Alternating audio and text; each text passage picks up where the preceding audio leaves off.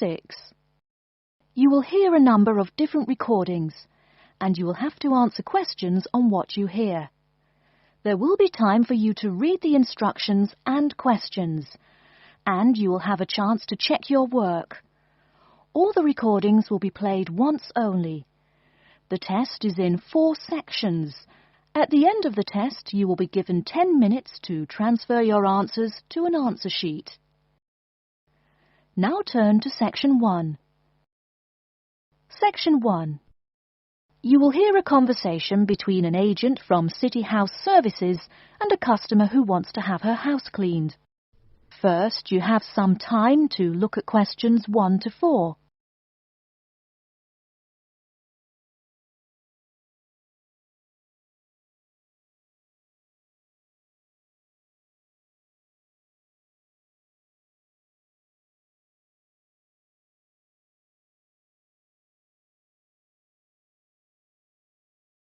You will see that there is an example which has been done for you. On this occasion only, the conversation relating to this will be played first. Good morning, City House Services. How may I help you? Good morning. I'd like to arrange to have my house cleaned. Certainly. I just need to ask a few questions. First, could I take your name? Yes, it's Barbara Hill. The woman says that she is Barbara Hill, so Barbara Hill has been written in the space. Now we shall begin. You should answer the questions as you listen, because you will not hear the recording a second time. Listen carefully and answer questions 1 to 4. Good morning, City House Services. How may I help you? Good morning. I'd like to arrange to have my house cleaned. Certainly. I just need to ask a few questions. First, could I take your name? Yes, it's Barbara Hill. Thank you. Next, is your house in London? Yes, it's in Kingston in southwest London. Okay, southwest London, and, what's the postcode? SW105. And what is the square footage and what rooms will be cleaning? The whole house is 268 square feet, and there is no need to clean all the rooms. I only want to have my bedrooms cleaned. Okay. How many bedrooms does the house have? 3 bedrooms. Oh no, sorry, we used to have 3 bedrooms, but we only have 2 bedrooms now. Are those single bedrooms or doubles? Doubles. Fine, 2 doubles. There's one more room which needs cleaning. It was used as a bedroom before, and now we have converted it into an office. I understand. 3 rooms have got to be cleaned. And are all of those rooms upstairs? Yes. Then downstairs we have a kitchen diner, conservatory and lounge.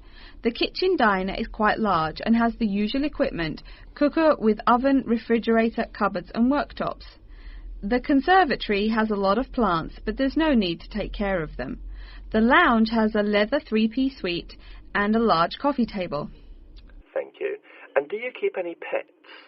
Yeah, I really love keeping them. I've got 2 dogs and 3 cats.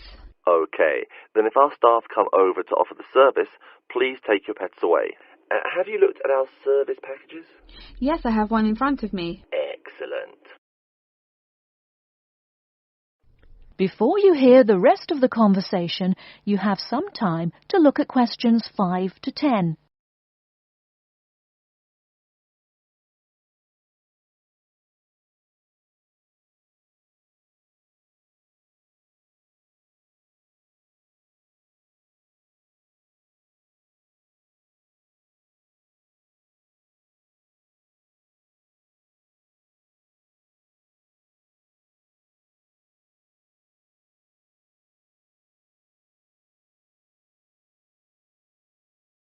Now listen and answer questions 5 to 10. Any extra services you need? Switching bed linen, work in the garden, clean the glass in the conservatory, that kind of thing? No. Actually, replacing the bed linen, yeah, that would be good. No problem. I'll just make a note of that. How about curtains, mats and carpets? What would you like us to do with those items? The curtains. I'll have to think about that. I think we should have the carpets cleaned really well every quarter. Mats can just be done with the laundry. Of course. How about clothes? We can have our staff wash and iron them, or we can have them taken to a dry cleaner. Washing and ironing. No, just ironing. That'll be okay. Okay, fine. I know quite a bit about what you want now. I should let you know that we're located on 12 Amy's Road. That's A-M-Y-E-S. And we work on from Monday to Sunday, except Tuesday and Wednesday. Could you let me know when is convenient for you? Next Friday. No. Oh, that's no good. My son invites his friends over in the afternoon that day.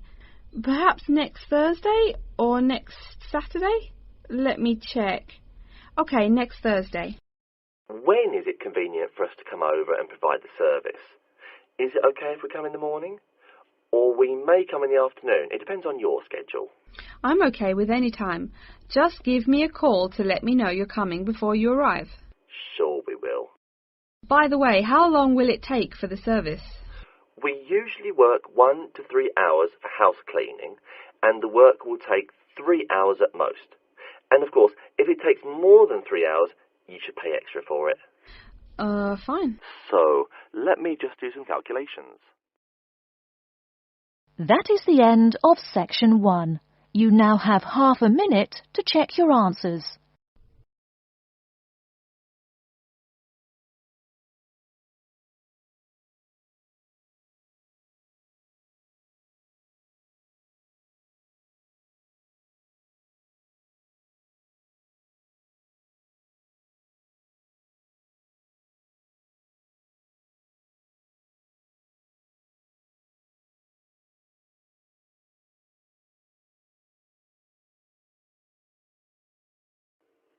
Now turn to section 2. Section 2. You'll hear a talk by a security worker from Sydney Airport who is introducing the day-to-day operations of the Australian Quarantine Service. First, you have some time to look at questions 11 to 17.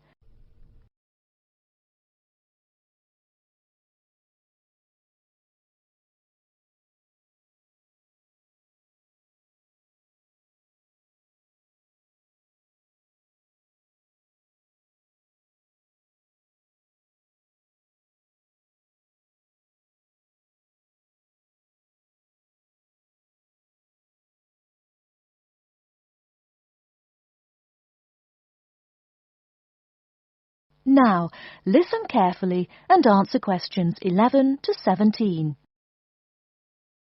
Hi everyone and welcome to Sydney Airport. Today I'll be giving you the inside information on the day-to-day operations of the Australian Quarantine Service here.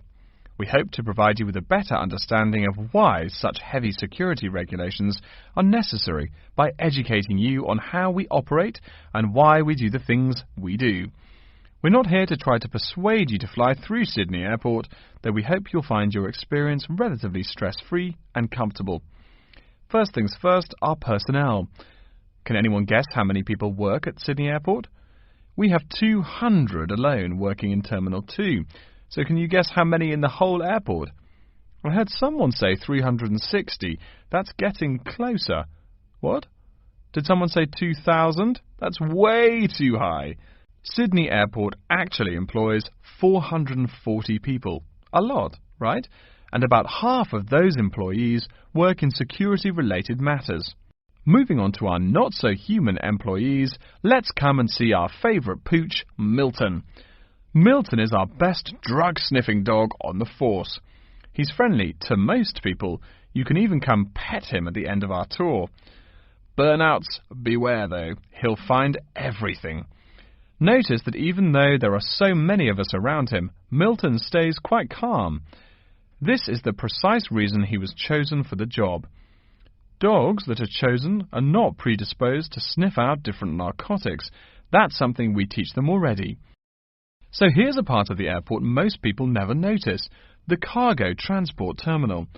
This is where packages are shipped to and from. Normally we ship around 4,400 packages per month. In this airport alone, over 52,000 packages were shipped in and out over the past year. We ship to and from 170 different countries. Not bad, eh? Probably it will go up to over 72,000 packages this year. And despite over 100 flights in and out of here daily, the number of lost or delayed packages is impressively low. If you send your package through here, rest assured we'll get it where it's going. Let's move on to the area most of us are familiar with, the passenger terminals. In order to be allowed into this area, you must pass through security with your ticket and, if you're travelling internationally, your passport. If you're travelling domestically, you just need a legal form of ID. If you don't have those, you will not be allowed to pass through security and board your flight. During the security scan, your carry-on items will be checked for dangerous items such as weapons, sharp objects and liquids that exceed our specified limit. If you attempt to pass any of the prohibited items on this list posted at the entrance, you are still allowed to board the plane, but you'll be given a warning and your item will be confiscated. Don't worry, we will not arrest you for having too much shampoo in your bag or anything like that. We also search your carry-ons and parcels for any perishable items. We prohibit the transportation of local vegetation and prohibit parcels containing any insects in them. You may or may not have learnt about this in biology class, but when some plants are introduced to a new environment, they spread wildly and wipe out the current species around it. It is important to control the introduction of new plants into an ecosystem, so we must prohibit the transport of any fertile seeds. So what happens to parcels containing possibly suspicious items? It's of course something we do not take lightly here. If an object passes through the scanner that appears suspicious in any way, it is separated out for manual search by a member of our trained security personnel. If an illegal plant or simple sharp object like a pocket knife is found, it is simply disposed of in our biohazard waste containers, and the package itself is returned to the sender, or passenger if it is for a passenger flight. More serious weapons are reported to higher authorities for investigation. Before you hear the rest of the talk, you have some time to look at questions 18 to 20.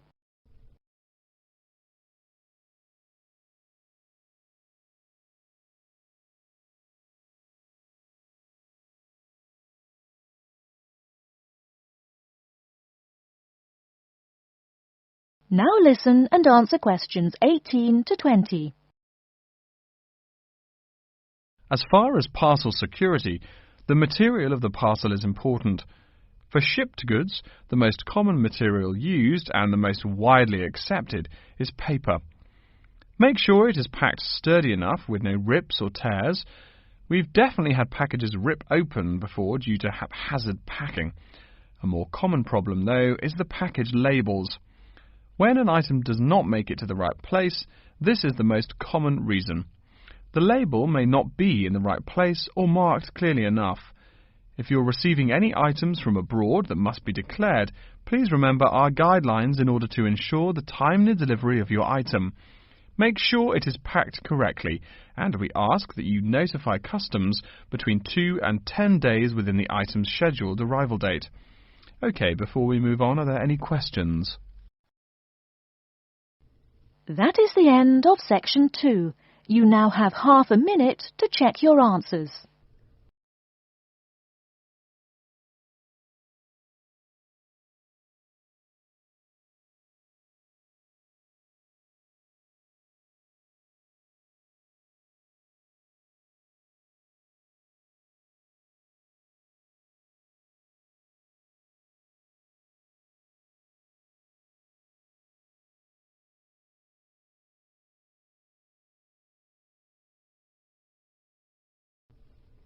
Now turn to section 3.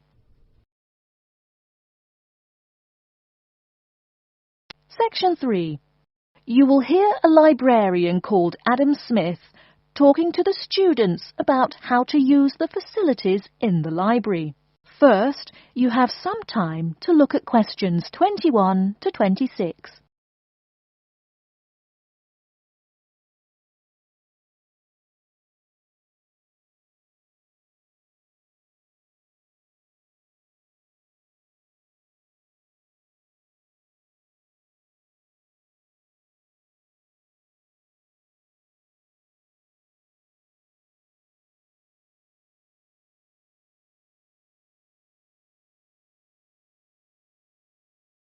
Now listen carefully and answer questions 21 to 26. Welcome. Please come in and gather over here around the tables.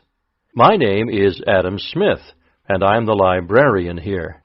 I'll show you around today and explain how to use these facilities. Hopefully, when I'm done with it, you'll know the ropes. And please feel free to let me know of any questions or concerns that you may have. Now we're at the gate of the library. Upon entering into the door, you'll find that the restrooms are on your left-hand side, and opposite them is a photocopy room. Many of you are wondering about the check-in and check-out process. What you have to do is go to the circulation desk, which is to the east of the photocopy room. The reading room is a really large area in the center of the library, just to the north of the circulation desk. I'm sure you won't miss it. If you're here to do research, this is where you should bring books to look through. However, if you're here to do any group projects or other interactive activities, I advise you to use one of the study rooms, which are just to the east of the reading room. Moving on to the southeast corner, we have the periodical section, just next to the study rooms. We have a collection of different newspapers and magazines in this section. You can get last week's weather reports or all the top stories 5 years ago. Our periodicals can be traced back 20 years to the time when our school library was built. Our first question. Yes. Can we check out magazines from the library? I'm sorry, but you cannot take any periodicals out of the library. You're welcome to read them for as long as you want while you're here, but you cannot check them out. I wonder if there is any place where we can get some food in the library. Do we have a store here? Of course. The Food Service Center is just meters away from the study rooms. It's on the northeast corner as you look at the map. The Food Service Center offers different kinds of snacks, though it's not big. Well, moving on along to the west, you will find the Video Resource Center on your right hand. We have educational videos and documentaries, as well as major motion pictures. We ask that you pay attention to the tag on the video that you pick up, as many of our documentaries are for on-site viewing only and may not be taken out of the library. To the west of the Video Resource Center is our satellite TV station. Here we stream the news from Channel 19 for most of the day. How many channels does it have? It does have nearly 200 channels, but we generally will give top priority to channels with some big events, like presidential addresses or other breaking news. During the coverage of the presidential debate, students will take a break from studying and flock to watch it. Last, but perhaps most important, is the inquiry desk. It's just on the left-hand side when you walk into the library, so it's impossible to miss it. If you have any questions about how to use equipment or where to find something, come and ask the assistant. Don't be shy, because that's what they're here for. Before you hear the rest of the talk, you have some time to look at questions 27 to 30.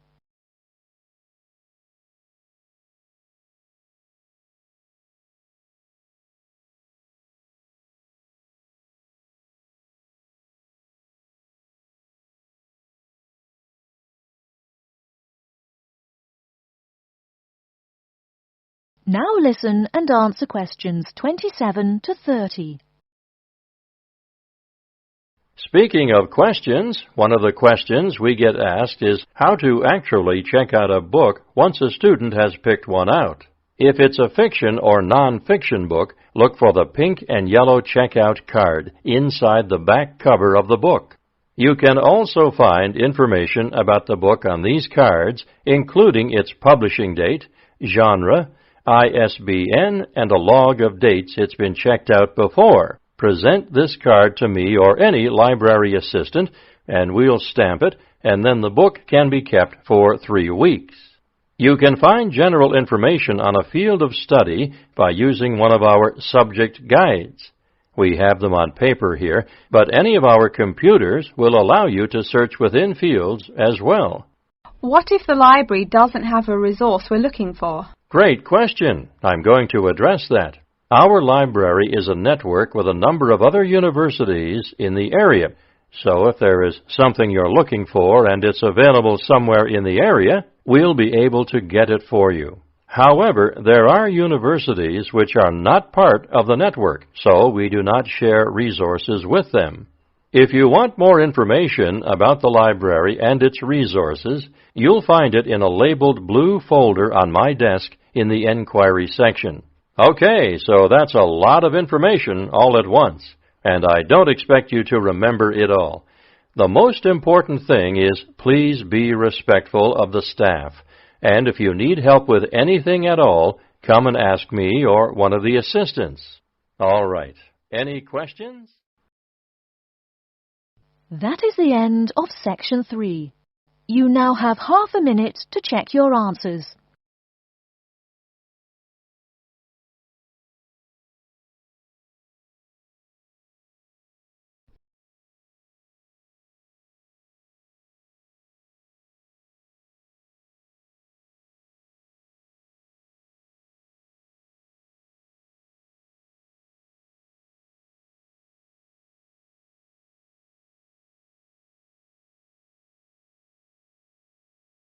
Now turn to Section 4.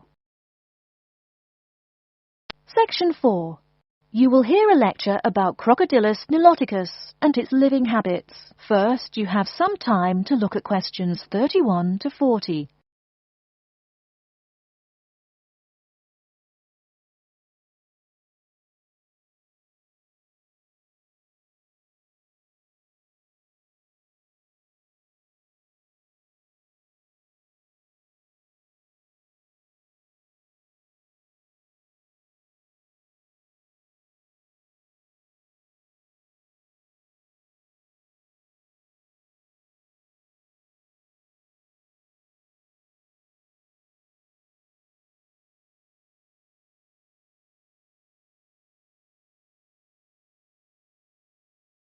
Now listen carefully and answer questions 31 to 40. Good morning. Today we will continue our study of Crocodylus niloticus by talking about its living habits. We've already discussed the evolutionary attributes that set it apart from its crocodile relatives. Does everyone remember that? Yes, it has an extremely narrow snout and 3 or 4 rows of protective scales on its back, as compared to 2 rows on other members of the Crocodylus genus. Let's take a look at how these carnivorous man-eaters live, where they live, and finally, whether they really deserve their vicious reputation. To start, I'd like to address a great question posed to me by a student during yesterday's office hours. We talked about the distribution of crocodiles in Africa and saw that they are highly concentrated in the south and west of the continent. This student noticed that on the map displaying the distribution of crocodiles across Africa, there were no crocodiles in the northern region, and found no mention in the literature of the existence of crocodiles in the north of Africa. Why might there be no crocodiles in North Africa? Let's save this question for later in the lecture. To find out more about the social habits of the African crocodile, one researcher named Tara Shine of the University of Ulster in Northern Ireland conducted a survey of the wetlands in Mauritania and received reports of 46 crocodiles living in one group, or float as we say when referring to crocodiles, though the usual number is a little less than half of that. In general, crocodiles are more highly concentrated in wet subtropical environments near bodies of water and rich vegetation. While South American crocodiles thrive in cool rainforests, the African crocodile is more equipped for heat. Though they can survive at the hot temperatures found in some deserts, they are not equipped to handle dry climates and thus cannot survive in places like the Sahara Desert of North Africa. As cold-blooded animals, crocodiles' core temperatures fluctuate from their average of 38 degrees Celsius as external conditions change. Thus, they need to avoid extreme temperatures. Others live an underwater life, keeping a body temperature close to that of the water. As their own unique method of regulating their body temperatures, some African crocodiles have made dens by digging holes in the ground to provide themselves with a cool, dark place to retreat from the hot African sun. Speaking of the hot African sun, let's go back to the question asked at the beginning of the lecture. We know that there used to be crocodiles in northern Africa, yet today there are none. What are some possible explanations for this? Some students have suggested that the African crocodile has evolved from a desert creature into a wetland creature, thus causing them to migrate south for more appropriate conditions. Others presume that the crocodile was hunted out of northern Africa by a fiercer predator. While these are intelligent guesses, the real story is a little bit different. The key to this migration is that the Sahara Desert did not always cover the north of Africa. About 8,000 years ago, the land was fertile wetlands, perfect for breeding crocodiles. Over time, though, the area dried out and the wetland slowly turned to desert, leading the African crocodile to migrate south to the marshlands they call home today. Some crocodiles did, however, adapt to living in dry conditions. In Mauritania, some crocodiles have learned to survive in an area where they can go up to 8 months with no water, by spending the driest of times in what's called a torpor, or short period of hibernation. To utilize every bit of rainfall, these desert crocodiles dig underground caves that collect runoff, thus staying cool and hydrated. During the mating period in November and December, males attract females to their viciously protected territory through a number of behaviors that range from snapping their jaws all the way to sending infrasonic pulses through the water.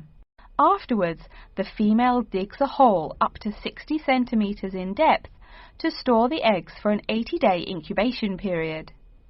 The female protects these eggs during the period, and sometimes even helps crack the eggs with her snout at the end.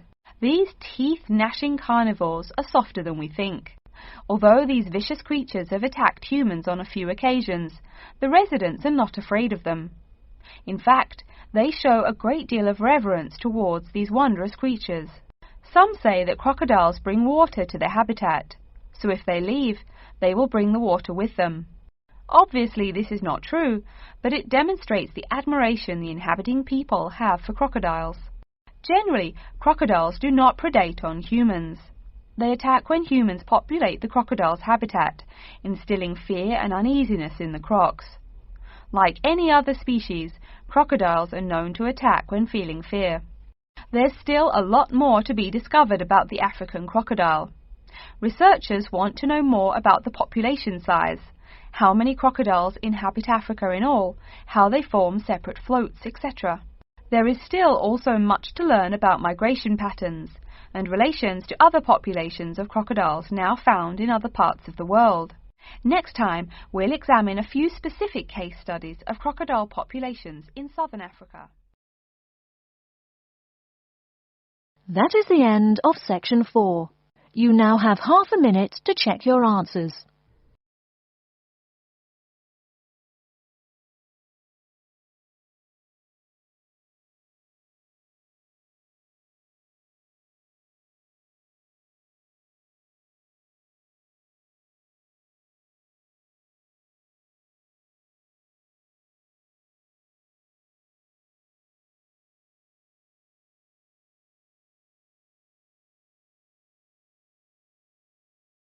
That is the end of the listening test. In the IELTS test, you will now have 10 minutes to transfer your answers to an answer sheet.